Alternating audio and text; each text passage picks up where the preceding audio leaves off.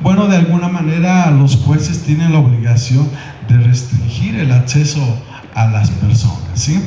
También cuando se compromete la seguridad de las personas, se compromete el orden, también los jueces tienen la obligación de limitar el acceso a las audiencias públicas, ¿verdad?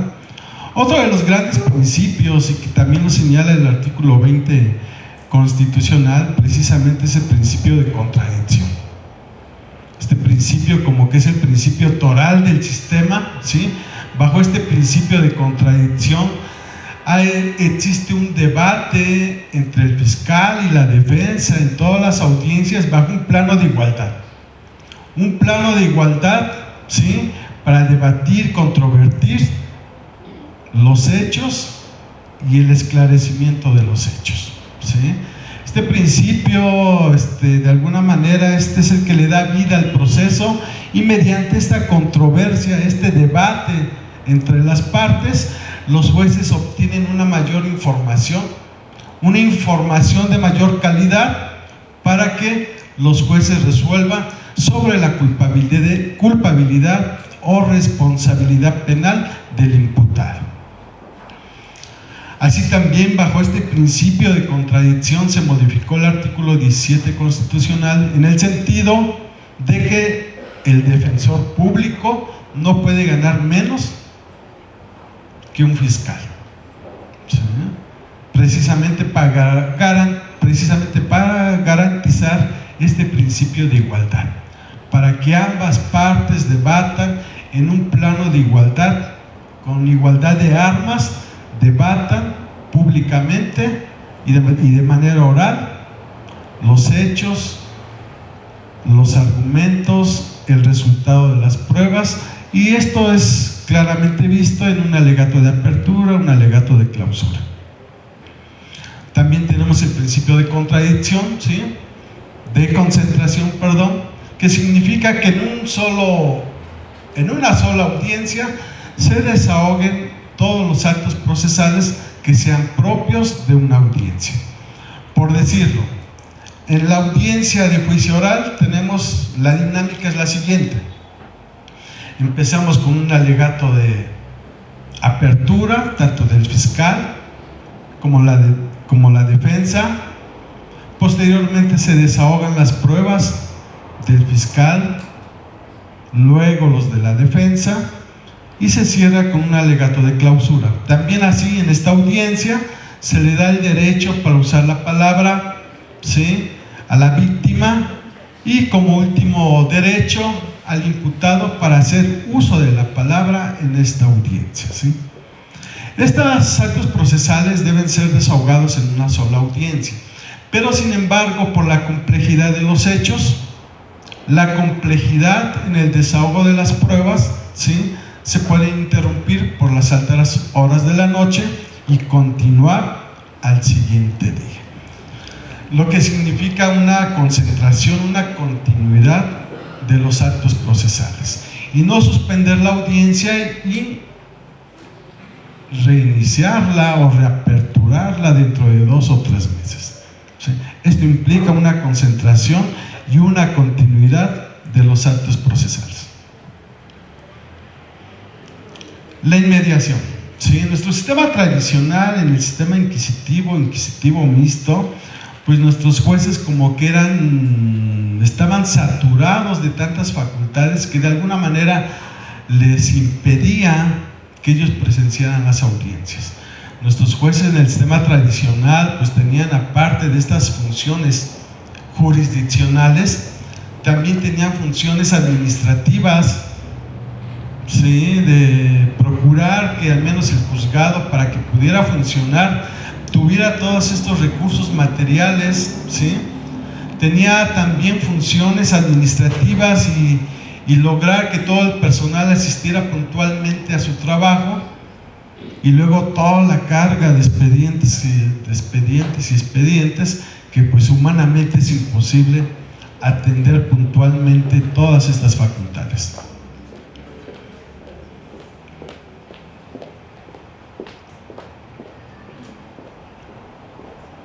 Entonces, reiteradamente o regularmente, estas funciones jurisdiccionales de un juez tradicional eran encargadas al secretario de acuerdos, y por lógica el secretario de acuerdos también tiene amplias cargas de trabajo, leer muchos expedientes. Entonces la administración de justicia, no en todos los casos, pero sí en la mayoría de los casos, se impartía por medio de nuestras escribientes. Esa era la forma de cómo impartir justicia en un sistema tradicional. Pero sin embargo, los jueces modernos, los jueces de control, ¿sí?, los jueces que integran los tribunales de juicio oral y los jueces de ejecución de sentencias, de sanciones, ¿sí?, se dedican exclusivamente a resolver el conflicto planteado. Ya no tienen estas cargas administrativas, estas cargas de verificar al personal, por lo que nuestros jueces modernos ahora, bajo este principio de inmediación, tienen que estar presentes, ¿sí?, bajo pena de nulidad. Si un juez interrumpe su presencia o delega estas funciones jurisdiccionales a su secretario o a cualquier otro personal a cargo en el juzgado, precisamente está afectada de nulidad esta audiencia, ¿verdad? Entonces, bajo este principio de inmediación, que significa estar presente, verse a la cara, resolver el conflicto social de cara, mediante el diálogo, mediante la oralidad, ¿sí?, es otra de las grandes modalidades de este nuevo sistema. ¿Sí? ¿Seguimos? El Código Nacional de Procedimientos Penales señala ahí, como del artículo 1 al artículo 20, señala los derechos humanos que reconoce el sistema en un sentido amplio. Un sentido amplio que uno de los derechos humanos que precisamente trae aparejada esta reforma, precisamente es el respeto al derecho humano al debido proceso, ¿sí?, que no significa otra cosa más que las autoridades, los jueces, ¿sí?, se apeguen a la legalidad. ¿Sí? Adelante. Debido proceso se refiere al conjunto de requisitos que deben observarse en instancias procesales a efecto de que las personas estén en condiciones de defenderse adecuadamente sus derechos ante cualquier acto del Estado. Muy bien, adelante.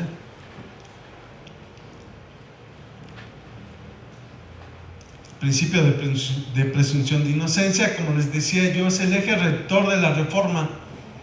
Yo creo que con este eje rector y una amplia protección de los derechos humanos, pero no solo de imputados, también de víctimas, ¿verdad? La víctima en el sistema tradicional, como que la víctima no tuviera sentimientos, era relegada como si la víctima fuera invisible, ¿sí? No se le respetaban sus derechos humanos, no se le daba atención médica, psicológica y mucho menos la reparación del daño. Ahora la víctima, como lo menciono, para mí la víctima ahora es protagonista, ¿sí?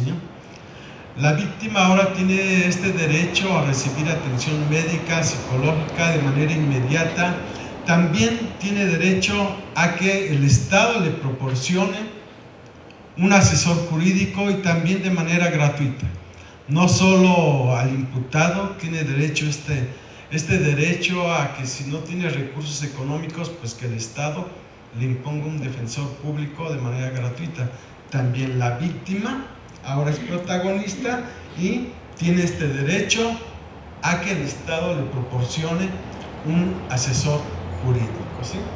También el eje central de la reforma es que se le repare el daño a la víctima, ¿verdad?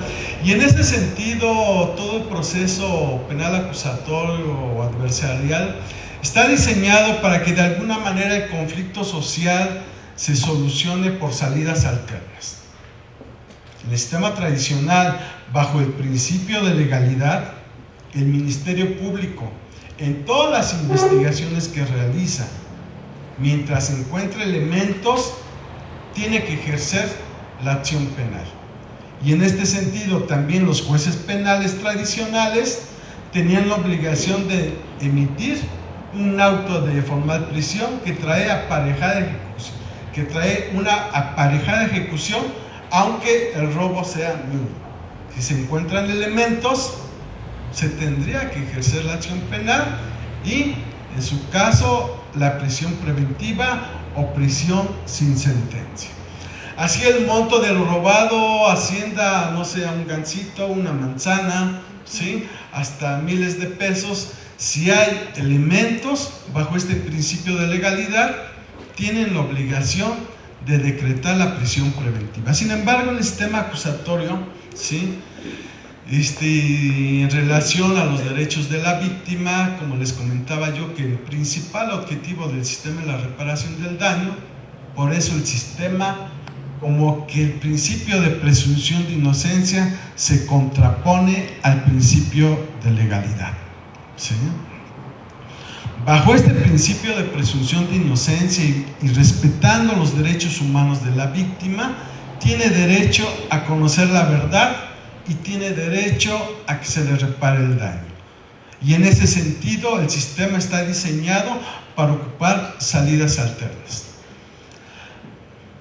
Y estas salidas alternas están diseñadas desde la investigación ministerial a que el Ministerio Público aplique el principio de presunción de inocencia. Cuando el imputado es un primodelincuente, cuando el imputado ha reparado el daño, cuando el tipo penal que investiga el Ministerio Público es de poca monta, poca cuantía, que de alguna manera esta acción delictiva solo afectó unos daños patrimoniales, es un delito de bajo impacto que no daña gravemente a la sociedad, el Ministerio Público tiene la obligación de aplicar este principio de oportunidad.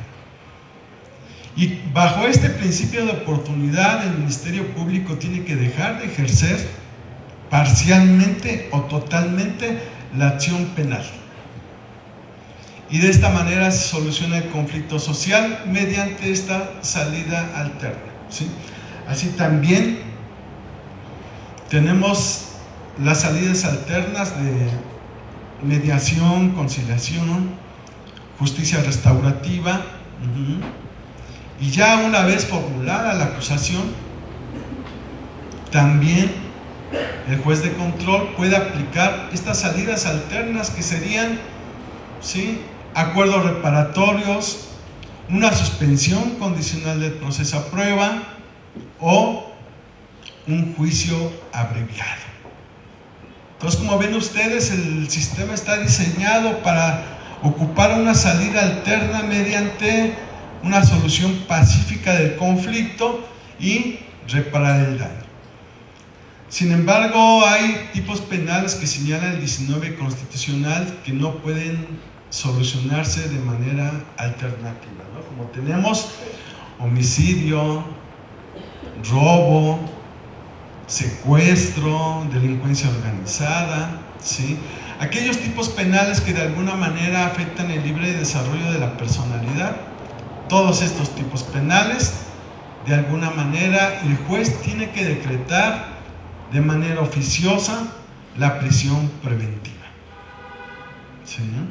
Muy bien, seguimos adelante. El principio de presunción de inocencia se trata de un principio que busca evitar los juicios condenatorios anticipados en contra del inculpado. Como ven ustedes, reiteradamente en el sistema tradicional, ¿sí?, el imputado era exhibido públicamente y señalado como responsable sin que previamente se haya decretado o se le haya instruido un proceso, ¿sí?, y donde previamente no ha sido juzgado, donde se desahogan las pruebas, se valoren las pruebas y se emite una sentencia. Son juicios condenatorios en forma mediática, ¿no?, que se ventilan ahí en los medios de comunicación y las personas son señaladas como responsables cuando previamente no hay una sentencia. También hay obligación por parte de los cuerpos policíacos como primeros respondientes, desde el lugar de los hechos, no exhibir públicamente ni a imputados, ni siquiera a las víctimas cuando previamente no hayan autorizado esta difusión de sus datos personales o de su identidad. Muy bien, adelante. Igualdad ante la ley. Otro derecho humano que de alguna manera también el sistema protege en un sentido amplio, ¿sí?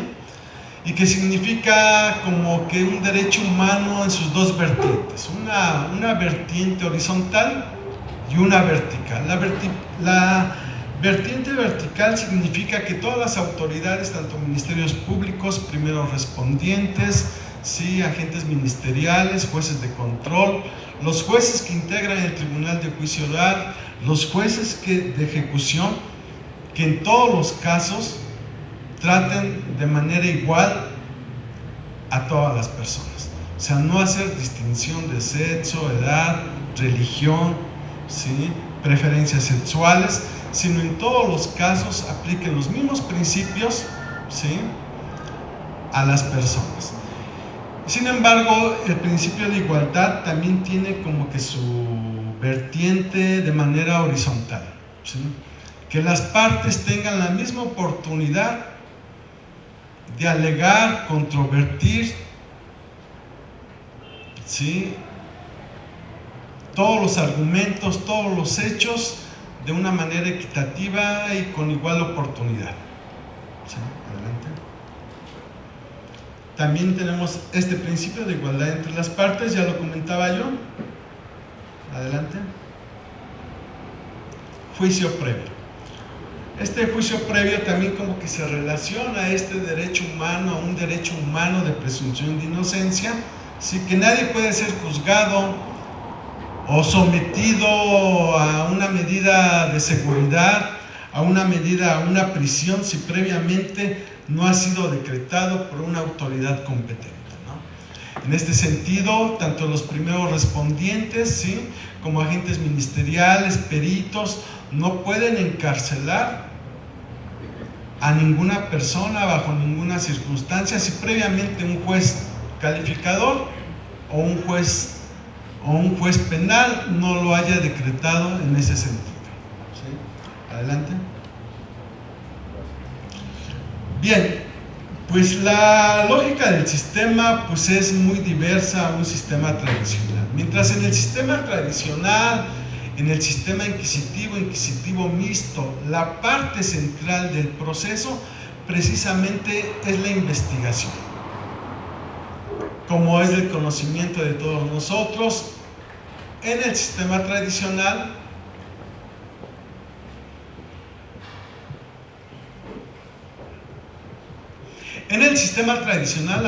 la parte central del proceso precisamente era la investigación o la averiguación previa, como le llamábamos, fase A. En esta etapa de investigación, nuestros agentes ministeriales y nuestros agentes del Ministerio Público tenían amplias facultades para investigar esta verdad, ¿sí? El Ministerio Público se allegaba de pruebas, las desahogaba, las valoraba, ¿sí?, y las determinaba. Como que realizaban nuestros ministerios públicos un mini juicio. Y cuando el Ministerio Público determinaba este material probatorio, ya difícilmente durante las demás etapas del proceso difícilmente era posible echarlas abajo o restarle valor probatorio o argumentar en lo contrario, en el sentido contrario, ¿sí? El Ministerio Público, una vez que determinaba, ¿sí?, de manera autónoma esta determinación, esta valoración jurídica, ¿sí?, ya era muy difícil echarla abajo. Inclusive hay jurisprudencia definida en ese sentido, de que la primera declaración del imputado que realizaba ante el Ministerio Público era la que prevalecía, porque las posteriores o las subsecuentes declaraciones ya el imputado era instruido, asesorado por su defensor y que ya no correspondía a la verdad, ¿sí? Entonces, en ese sentido, la averiguación previa era el acto procesal más importante en un sistema tradicional, ¿sí? Sin embargo, en el sistema acusatorio, el acto procesal más importante precisamente es la tercera etapa o la etapa de juicio oral. En ese sentido, nuestros modernos ministerios públicos tienen unas facultades modernas, muy diferentes, muy novedosas. Si al Ministerio Público se le resta esta capacidad o esta facultad de dar fe pública. Ya no tiene fe pública el Ministerio Público actual, ¿no? También es así que el Ministerio Público ya no puede desahogar pruebas, ¿sí? Solo es prueba la que se desahoga en audiencia de juicio oral. Todos aquellos actos procesales que se desahogan en la etapa inicial precisamente son actos procesales, ¿sí? Donde el primer respondiente, los policías ministeriales y el agente del Ministerio Público solo se dedica a realizar actos procesales, actos de investigación para recabar datos, indicios, datos de prueba. Porque la lógica del sistema así lo señala, solo va a ser prueba la que se desahoga en audiencia de juicio oral. Entonces, en ese sentido, en la etapa inicial es propio llamar datos, indicios, datos de prueba. En la etapa intermedia es propio llamarles medios de prueba, y en la tercera etapa o en la audiencia de juicio oral lo propio ya es llamarle pruebas, siempre y cuando creen convicción en los jueces. O sea, el tratamiento de las pruebas es muy diverso, muy diferente en un sistema inquisitivo al sistema acusatorio. También es así que al Ministerio Público como que se le atan las manos, ¿verdad? Ya no tiene esta reina de las pruebas, ya no puede desahogar la prueba confesional, que era el único instrumento que se utilizaba o reiteradamente se utilizaba en un sistema tradicional. Una vez que se obtenía esta prueba confesional, con estos métodos arcaicos, con estos métodos de un sistema totalitario, un sistema de la barbarie, ¿verdad? Mediante la tortura, el tormento, se obtenía la confesión de los imputados. Esta prueba confesional queda erradicada del sistema y ahora la reina de las pruebas precisamente es la prueba testimonial. Entonces, aunado con todas estas nuevas facultades que tiene el Ministerio Público, ya no tiene fe pública, el Ministerio Público ya no puede desahogar pruebas, el Ministerio Público tampoco puede desahogar la prueba confesional. Y por otro lado, y yo creo que una de las modificaciones más importantes del sistema también es que la investigación se judicializa. Entonces, la lógica es muy diferente, ¿no? Ahora, por eso les comentaba yo que la parte central de un sistema adversarial precisamente es la tercera etapa o la etapa de juicio oral. Lo que correspondía a un sistema tradicional, la etapa central precisamente era la etapa de investigación o la averiguación previa. Entonces, como ustedes ven, son sistemas completamente diferentes, ¿no? Separados. La lógica es muy diversa, ¿no? En ese sentido, la investigación está judicializada y el Código Nacional de Procedimientos Penales tiene un catálogo de actos de investigación que requieren autorización judicial y hay actos de investigación que no requieren autorización judicial, ¿no? Y en términos generales, los actos de investigación que requieren autorización judicial precisamente son todos aquellos actos de investigación que de alguna manera vulneren derechos humanos de una manera grave. Y precisamente es el cateo, orden de aprehensión, ¿sí?, todos aquellos actos de investigación que de alguna manera intervienen o invaden el cuerpo humano, toma de muestras, ¿sí?, toma de muestras de cabello, vello, ¿sí?, de sangre o de semen. Todas aquellas tomas de muestras requieren autorización del juez de control. Sin embargo, en términos generales, los actos de investigación que los primeros respondientes, los agentes del Ministerio Público o policías ministeriales tienen libertad, es precisamente la inspección, ¿sí? Entonces, bajo esa tesitura, el juez de control como que es el rector de la investigación, y el director de la investigación precisamente es el Ministerio Público, ¿sí?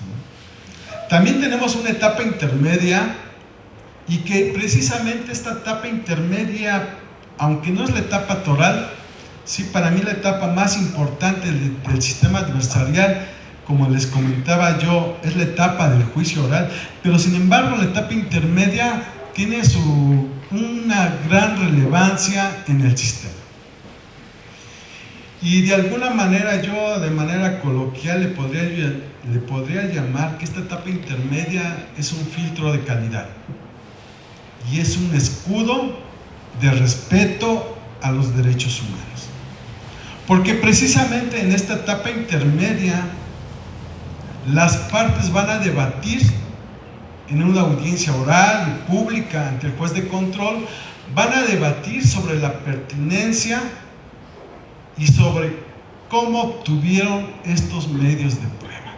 Si en estos medios de prueba hubo respeto de los derechos humanos o si estos medios de prueba se obtuvieron con ilegalidad. Y precisamente en este debate se van a filtrar todos aquellos actos de investigación que de alguna manera vulneraron los derechos humanos.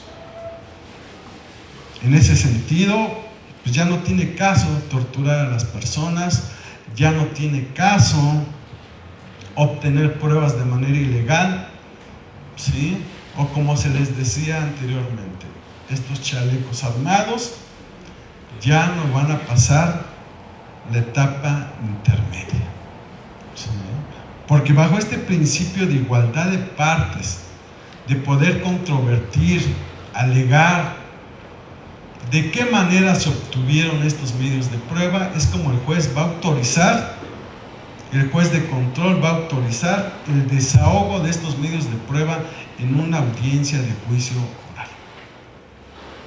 Muy bien, como ven ustedes, el sistema, pues la lógica y la secuencia es muy diversa a un sistema tradicional, y el objetivo, el punto central de la reforma precisamente es la defensa y protección de los derechos humanos.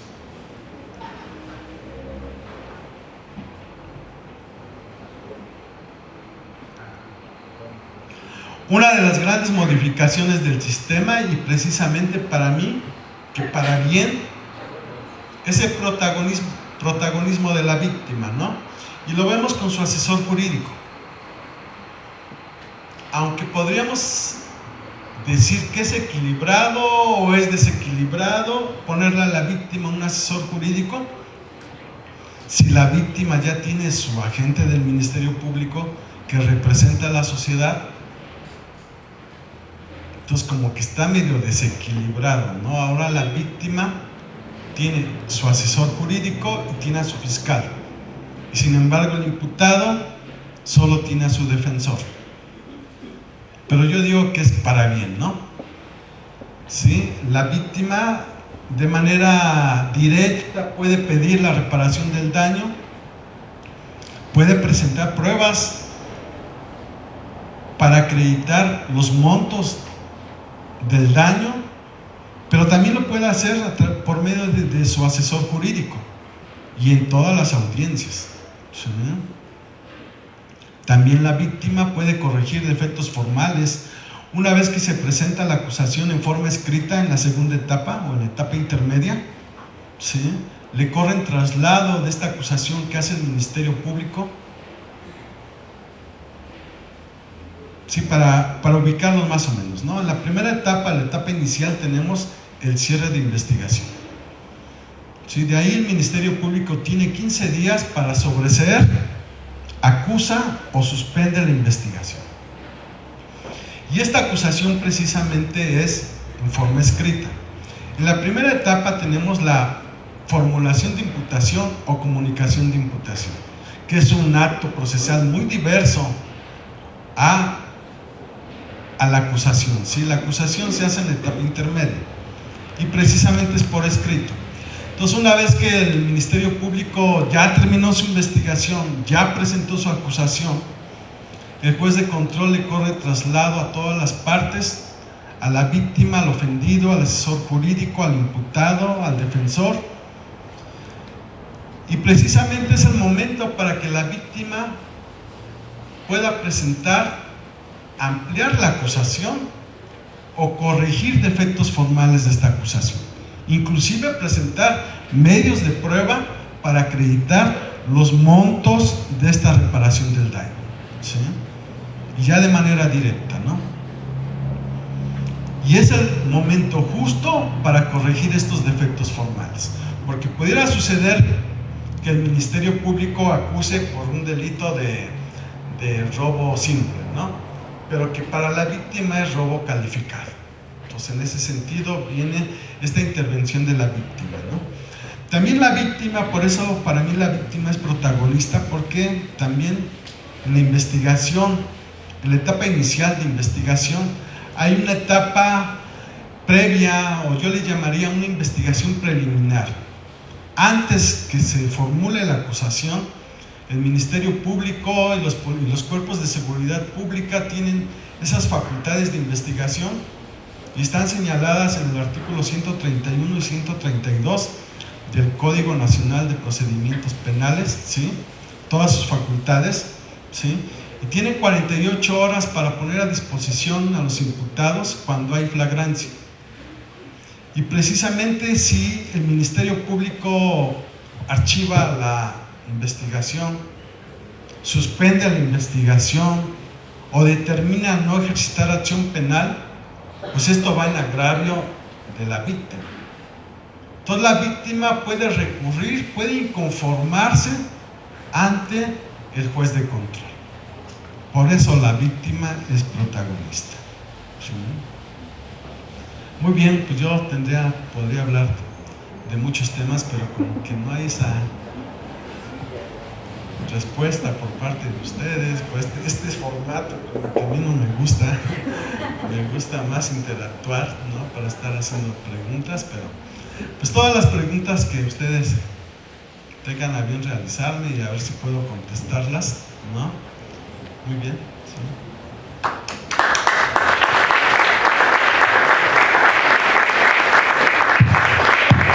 Pues muchas gracias, maestro Telisa, por esta excelente exposición sobre las nuevas modalidades del sistema penal acusatorio y la diferencia con el sistema tradicional. Efectivamente, vamos a abrir el micrófono para que todos ustedes puedan participar con sus preguntas, que seguramente será muy productivo, porque además está la presencia de diversos actores que intervienen directamente en el sistema penal acusatorio, que muy probablemente tendrán algunos cuestionamientos que podríamos aprovechar para que nos los respondan. Entonces, adelante a las personas que desean participar. Por aquí está el señor y adelante. Gracias, maestro. Buenas tardes. Víctor Reyes, de la Asociación Civil Desarrollo Social Ciudadano. La pregunta sería nada más en este sentido. Sabemos que en el sistema penal anterior hay un rezago de muchos años. ¿Qué papel va a tomar la Comisión de Derechos Humanos en esto? Porque sabemos también que hay muchas personas presuntamente inocentes que están encerradas y que por carecer de recursos económicos no pueden salir. Sería nada más en ese sentido. Sí, claro, pues respecto del rezago, pues nosotros como Comisión de Derechos Humanos pues no tenemos competencia, ¿verdad? Para resolver ese tema, ¿no? Pero sin embargo yo creo que la Procuraduría pues hará lo propio, ¿no? Como que es un parteaguas, ¿no? El antes y el después, yo creo que ya van a tener el tiempo suficiente para desahogar todas esas averiguaciones previas que tienen años ahí, ¿no? Y precisamente es despresurizar el sistema. A partir del 18, todos los actos u omisiones con relevancia penal serán resueltos bajo esta nueva forma, ¿no? Y sí, precisamente hay, yo creo que un 45% de personas que están internas en los cerezos, precisamente están en prisión preventiva, prisión sin sentencia, con los daños colaterales que esto implica, ¿no? Familiares, económicos. La gente se queda sin trabajo, sin familia, sin recursos para proveerse y mantener a sus familias, y después de 5 o 10 años les dicen pues ni las gracias, ¿no? Les absuelven porque pues, hubo un error judicial por ahí, ¿sí? Y pues así está el sistema, ¿no? Pero qué bien que estamos transitando a un nuevo modelo, aunque yo no les llamaría nuevo, ¿no? Pero así les llaman nuevo modelo del sistema penal acusatorio, porque pues ya hubo en México, ¿no? Juicios orales de 1871 a 1929, ¿no? Muy bien. Sí, no espero si se resolvió.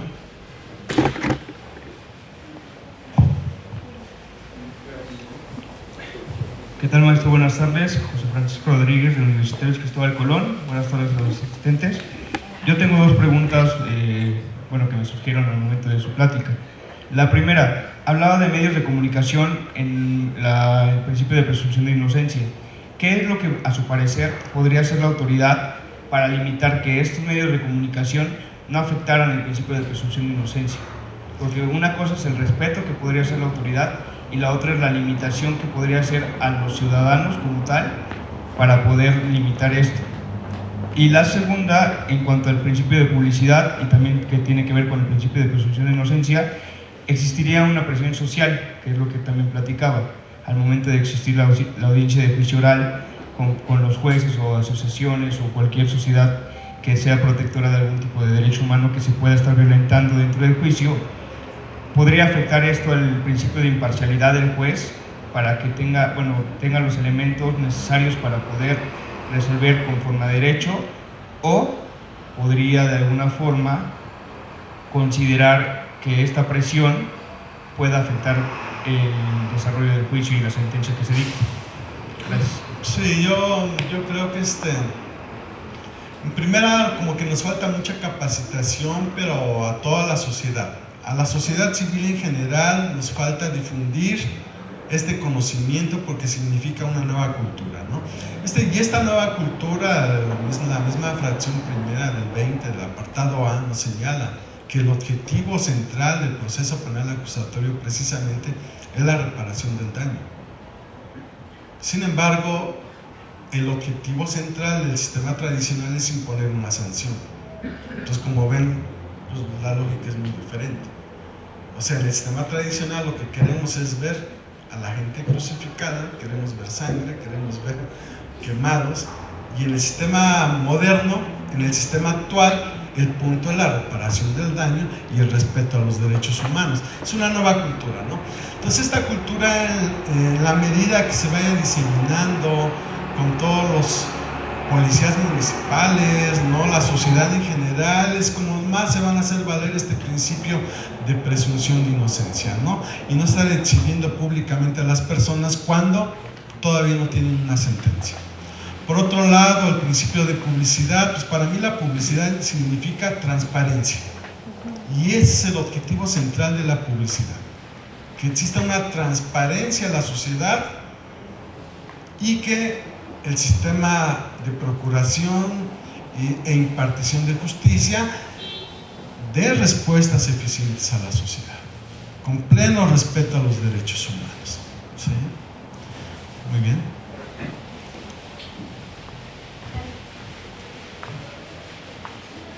Como que nos falta ahí otro compañero que nos auxilie. Adelante. Buenas tardes, maestro. Gustavo Hernández Albite, Instituto Alberto.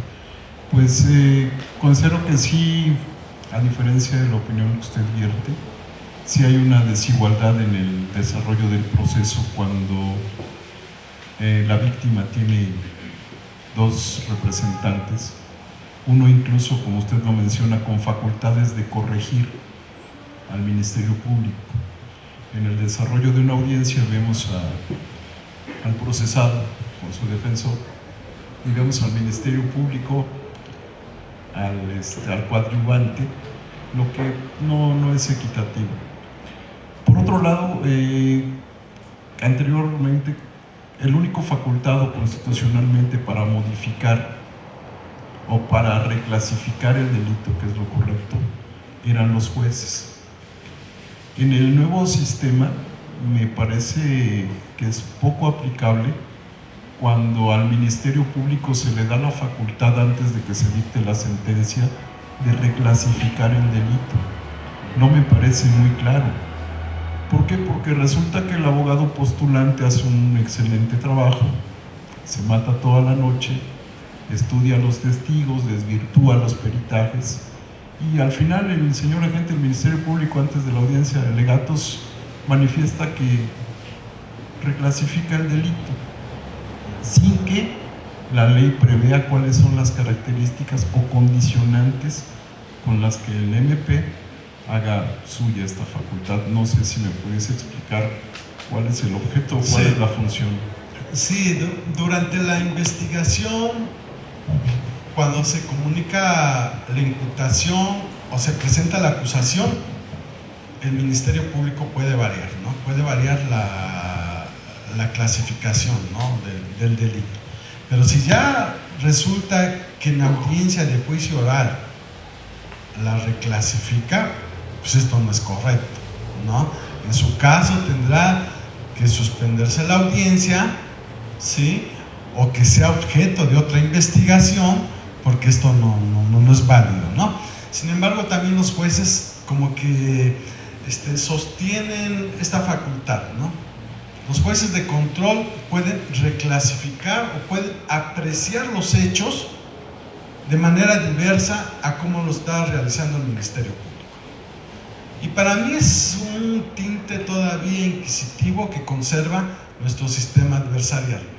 Aunque nuestros jueces deben ser imparciales, ¿sí? Y aunque esta facultad se conserva o es de las principales innovaciones o garantías del sistema, la imparcialidad de los jueces, pero esto en la acusación y al resolver sobre la vinculación a proceso, los jueces pueden apreciar de forma diversa los hechos y las pruebas o los datos de prueba, ¿no?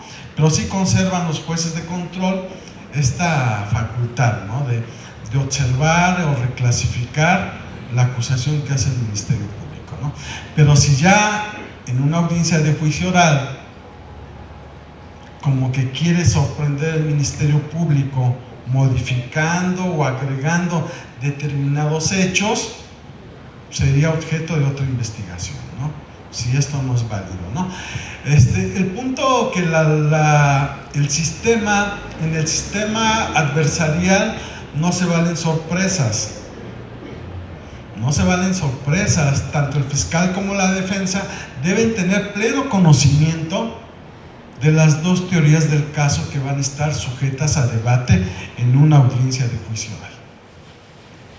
¿Sí? El único que tiene que desconocer la teoría del caso precisamente son los jueces. Los jueces que integran el tribunal de juicio oral por primera vez conocen la teoría del caso precisamente cuando escuchan la exposición de los alegatos de apertura.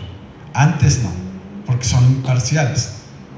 Pero si un Ministerio Público modifica su acusación, sería objeto de otra investigación. ¿Sí? Sí, adelante. Por ahí. Buenas tardes, Mariño Centeno, de Dirección de Juzgados Calificadores, Sindicatura Municipal.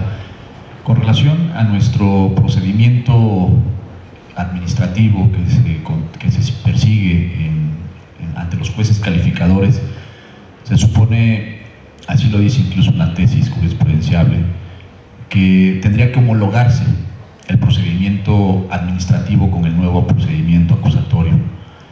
¿Qué pasa en el caso, por ejemplo, de las detenciones? Porque el sistema acusatorio obliga precisamente a los policías a exhibir ciertos documentos que son esenciales, como son la cadena de custodia, como viene siendo el IPH, etc. La pregunta aquí, a mi consideración, es que sí se tendría que exhibir en las puestas a disposición por parte de los policías, esos, por lo menos el IPH, ¿verdad? Porque incluso, así lo entiendo, es un documento que se exige una vez que se detiene a una persona por parte de un policía. Es un documento que necesariamente se tiene que elaborar o que emitir, independientemente de si es una detención administrativa o si bien es una detención penal por una orden de aprehensión o de las demás que existen. ¿Qué en este caso tendría que ser? Si efectivamente el policía ante una detención administrativa, tendría que presentar ese IPH para la puesta a disposición ante una posible sanción, ante una infracción del reglamento municipal. Sí, la tendencia es que en todas las ramas del derecho se lleve a cabo esta gran reforma, ¿no? Que todo sea oral. Es la tendencia y es lo actual, ¿no? Es lo moderno, ¿no? Pero el tratamiento del material probatorio, datos, elementos de prueba, medios de prueba, la prueba, precisamente tienen un tratamiento muy diverso en el sistema adversarial. Estamos acostumbrados en un sistema tradicional que presentamos el arma homicida, presentamos documentos, los dividimos, documentos públicos, documentos privados, ¿sí? Como si las pruebas las ofrecemos como si las pruebas hablaran por sí mismas. Y el tratamiento debe ser muy diverso en un sistema adversarial.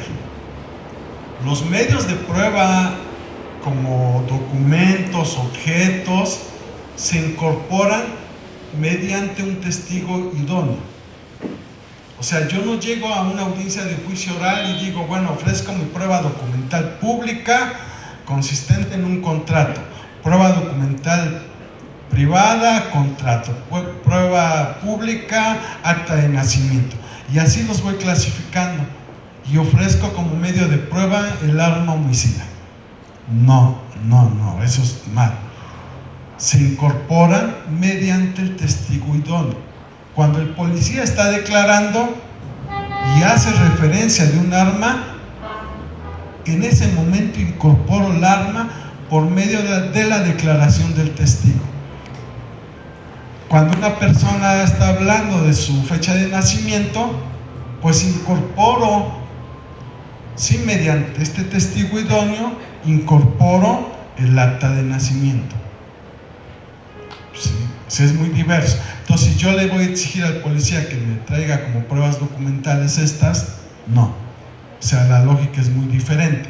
Cuando está declarando el policía, bueno, le pido su cadena de custodia, el informe homologado, ¿sí? Pero por medio del testigo idóneo, ¿sí? O sea, es muy diferente. No sé si más o menos se puede aclarar la pregunta, abogado.